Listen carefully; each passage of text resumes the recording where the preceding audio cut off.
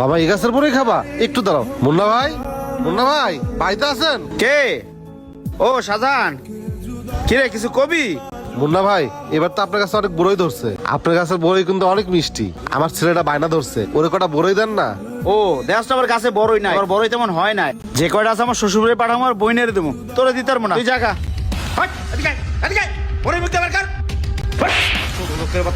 মুন্না ভাই, সামান্য কটা বড়ই লাইকা আমার ছেলেকে আপনার হাত তুললেন। ওই ছোট লোকের বাচ্চা, কইছি না বড়ই নাই, আবার তোর বড় মুখে দিছে কি লিগা? চল যা, কি রাখা যা। মুন্না ভাই, আরে মুবারক যে, তোমার আব্বা কেমন আছে?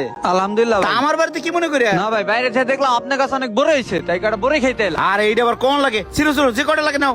পাগল পোলাপান, লাগে পুরো গাছটাই নিয়ে দাও। এটা তো তোমাকে নিজে কই গাছ। আরে বেশি করে নাও, মাত্র এই কটা নিলা। খাও বাবা, হা করো। কি হইলো মুবারক? বড়ই তুমি নিলে না, ওরে দিলা? ভাই শুধু মানুষই হয় না, মনুষ্যত্ববোধ থাকা দরকার।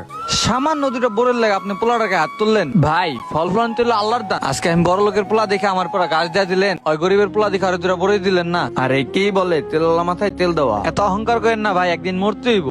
চলেন ভাই। খাও বাবা।